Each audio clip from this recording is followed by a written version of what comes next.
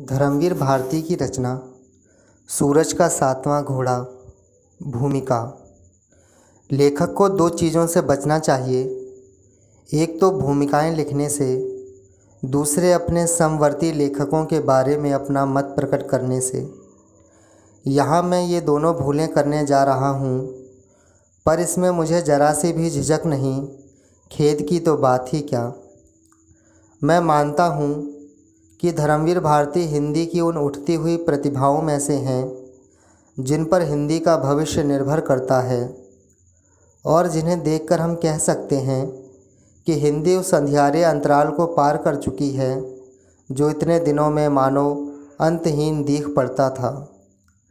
प्रतिभाएं और भी हैं, कृतित्व औरों का भी उल्लेख्य है, पर उनसे धर्मवीर जी में एक विशेषता है। केवल एक अच्छे परिश्रमी रोचक लेखक ही नहीं हैं, वे नई पौध के सबसे मौलिक लेखक भी हैं।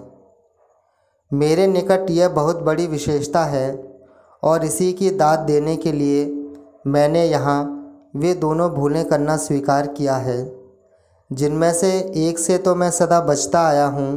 हाँ, दूसरी से बचने की कोशिश नहीं की, क्योंकि अपने बहुत से समकालीनों के अभ्यास के प्रतिकूल मैं अपने समकालीनों की रचनाएं पढ़ता हूँ, तो उनके बारे में कुछ मत प्रकट करना बुद्धिमानी ना हो तो अस्वाभाविक तो नहीं। भारतीय जीनियस नहीं है, किसी को जीनियस कह देना उसकी प्रतिभा को बहुत भारी विशेषण देकर उड़ा देना ही है। जीनियस क्या है यह हम जानते ही नहीं, लक्षणों को ही जानते हैं। अथक श्रम सामर्थ्य और अध्यवसाय, बहुमुखी क्रियाशीलता, प्राचुर्य, चिर जागृत चिर निर्माणशील कल्पना, सतत जिज्ञासा और पर्यवेक्षण, देश काल या युग सत्य के प्रति सतर्कता, परंपरा ज्ञान, मौलिकता, आत्मविश्वास और हाँ, एक गहरी विनय। भारती में ये सभी विद्यमान हैं। अनुपात इनका जीनियसों में भी समान नहीं होता। और भारती में एक चीज़ और भी है जो प्रतिभा के साथ ज़रूरी तौर पर नहीं आती, हास्य। ये सब बातें जो मैं कह रहा हूँ इन्हें वही पाठक समझेगा जिसने भारती की अन्य रचनाएं भी पढ़ी हैं, जैसे कि मैंने पढ़ी हैं। जिसने वे नहीं पढ़ी वह सोच सकता है कि इस तरह की साधारण बातें कहने से क्या लाभ जिनकी कसौटी प्रस्तुत सामग्री से ना हो सके। और उसका सोचना ठीक होगा। स्थाली पुलाक न्याय नहीं लगता तो मौलिक प्रतिभा की परख में उसकी छाप छोटी सी अलग कृति पर भी स्पष्ट होती है। और सूरज का सातवां घोड़ा पर भी धर्मवीर की विशिष्ट प्रतिभा की छाप है। सबसे पहली बात है उसका गठन, बहुत सीधी, बहुत सादी, पुराने ढंग की, बहुत पुराने, जैसा आप बचपन से जानते हैं। अलिफ लैला वाला ढंग, पंचतंत्र वाला ढंग, बोकैच्चियो वाला ढंग, जिसमें रोज़ किस्सा गोई की मजलिस जुटती है, फिर कहानी में से कहानी निकलती है। ऊपरी तौर पर देखिए तो यह ढंग उस ज़माने का है जब सब काम फुर्सत और इत्मीनान से होते थे और कहानी भी आराम से और मज़े लेकर कही जाती थी। पर क्या भारती को वैसी कहानी वैसे कहना अभीष्ट है? नहीं। यह सीधापन और पुरानापन इसलिए है कि आप में भारती की बात के प्रति एक खुलापन पैदा हो जाए। बात वह फुर्सत का वक्त काटने या दिल बहलाने वाली नहीं है, हृदय को कचोटने, बुद्धि को झंझोड़ कर रख देने वाली है। मौलिकता अभूतपूर्व, पूर्ण श्रृंखला विहीन नएपन में नहीं, पुराने में नई जान डालने में भी है और कभी पुरानी जान को नई काया देने में भी।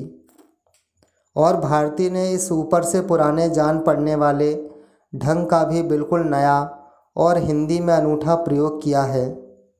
और वह केवल प्रयोग कौतुक के लिए नहीं, बल्कि इसलिए कि वह जो कहना चाहते हैं उसके लिए यह ढंग उपयुक्त ढंग है। सूरज का सातवां घोड़ा एक कहानी में अनेक कहानियाँ नहीं, अनेक कहानियों में एक कहानी है। वह एक पूरे समाज का चित्र और आलोचना है, और जैसे उस समाज की अनंत शक्तियाँ परस्पर संबद्ध हैं, परस्पर आश्रित और परस्पर संभूत हैं, वैसे ही उसकी कहानियाँ भी। प्राचीन चित्रों में जैसे एक ही फलक पर परस्पर कई घटनाओं का चित्रण करके उसकी वर्णनात्मकता को पूर्ण बनाया जाता है, उसमें एक घटना चित्र की स्थिरता के बदले एक घटनाक्रम की प्रवाहमयता लाई जाती है। उसी प्रकार इस समाज चित्र में एक ही वस्तु को कई स्तरों पर, कई लोगों से और कई कालों में देखने और दर्शाने का प्रयत्न किया गया है, जिससे उसमें देश और काल दोनों का प्रसार प्रतिबिंबित हो सके। लंबाई और चौड़ाई के दो आयामों के फलक में गहराई का तीसरा आयाम छाही द्वारा दिखाया जाता है। समाज चित्र में देश के तीन आयामों के अतिरिक्त काल के भी आयाम आवश्यक होते हैं, और उन्हें दर्शाने के लिए चित्रकार को अन्य उपाय ढूंढना आवश्यक होता है। वह चित्र सुंदर, प्रीतिकर या सुखद नहीं है, क्योंकि उस समाज का जीवन वैसा नहीं है, और भारती ने चित्र को यथाशक्य सच्चा उतारना चाहा है।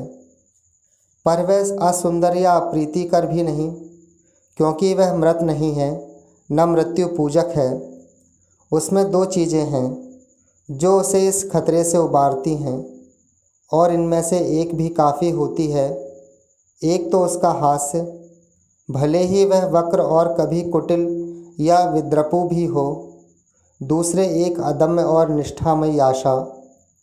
वास्तव में जीवन के प्रति यह अडिग आस्था ही सूरज का सातवां घोड़ा है, जो हमारी पलकों में भविष्य के सपने और वर्तमान के नवीन आकलन भेजता है, ताकि हम वह रास्ता बना सकें जिस पर होकर भविष्य का घोड़ा आएगा।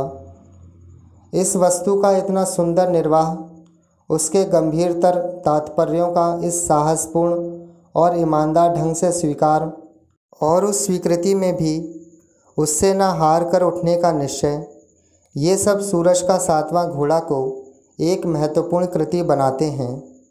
पर कोई ना कोई चीज़ ऐसी है जिसने हमेशा अंधेरे को चीर कर आगे बढ़ने, समाज व्यवस्था को बदलने और मानव जीवन के सहज मूल्यों को पुनः स्थापित करने की ताकत और प्रेरणा दी है।